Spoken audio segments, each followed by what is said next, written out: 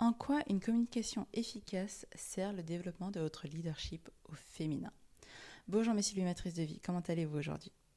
Pour celles qui ne me connaissent pas, je suis Patricia, coach de leadership au féminin et j'accompagne les femmes entrepreneurs, managers ou dirigeantes à atteindre leurs objectifs en toute fluidité. Parce que je suis intimement convaincue que chaque femme mérite d'atteindre ses objectifs, de s'autoriser à aller vers ce qu'elle aime et de réaliser ses rêves. Si vous ne l'avez pas encore fait, je vous invite à cliquer sur le bouton afin de vous abonner et d'être tenu informé des prochains podcasts à paraître. Aujourd'hui, j'avais envie de vous livrer 11 clés vous permettant d'adopter une communication efficace pour vous permettre de développer votre leadership au féminin. Première clé, s'exprimer lentement et clairement. Vos propos doivent être cohérents et compréhensibles par votre interlocuteur. En l'occurrence, ça peut être vos équipes, vos prestataires, vos clients. Si vous avez une conversation sérieuse avec un membre de votre équipe, l'idéal est de discuter dans un environnement qui s'y prête. Privilégiez un lieu d'échange sans bruit autour de vous. Deuxième clé, réalisez des phrases concises.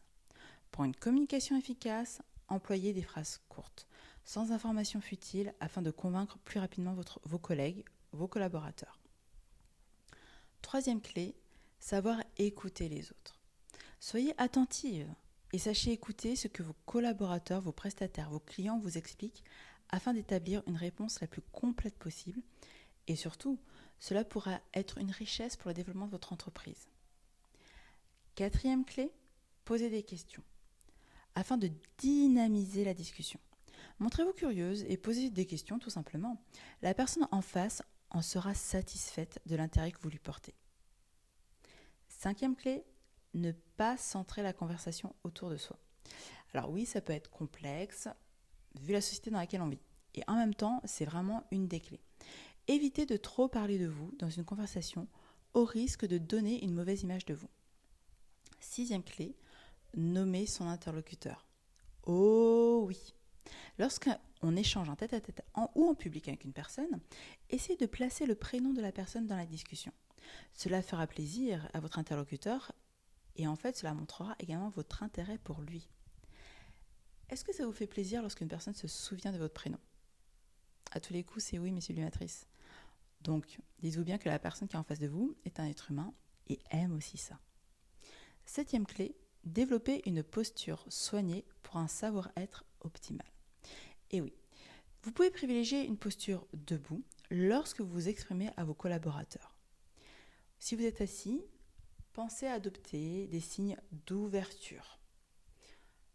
Épaules en arrière, sourire, poitrine en avant.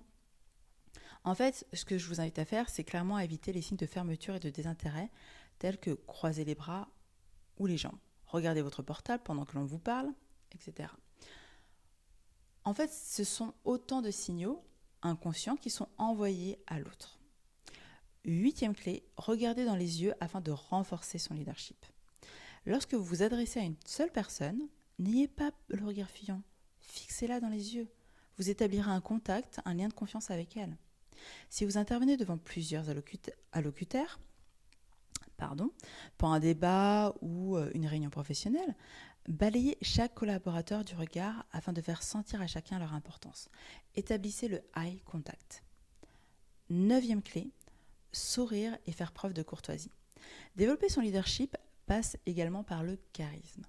Pour un bon relationnel, soyez polie, souriante. Enfin, adaptez votre langage à la personne qui se trouve en face de vous. Dixième clé, utilisez ses mains pour communiquer efficacement.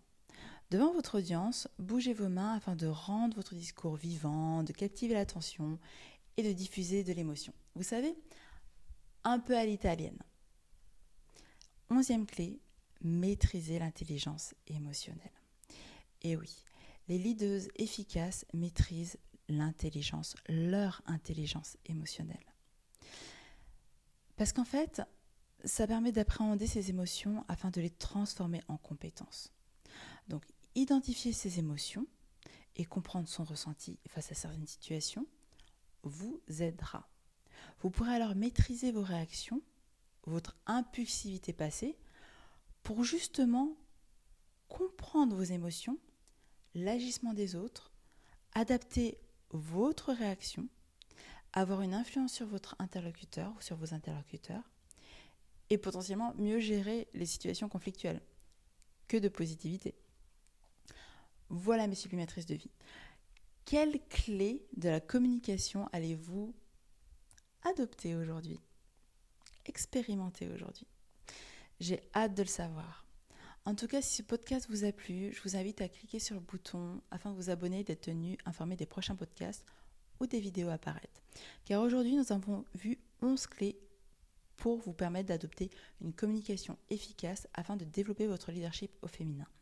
À savoir, s'exprimer lentement et clairement, réaliser des phrases courtes, savoir écouter les autres, poser des questions, ne pas centrer la conversation autour de soi, donc centrer la conversation autour de l'autre, nommer votre interlocuteur, développer une posture soignée, ouverte pour un savoir-être optimal, regarder dans les yeux afin de renforcer votre leadership, en fait établir le eye contact, sourire et faire preuve de courtoisie, utiliser ses mains pour communiquer efficacement, amplifier votre message et maîtriser votre intelligence émotionnelle.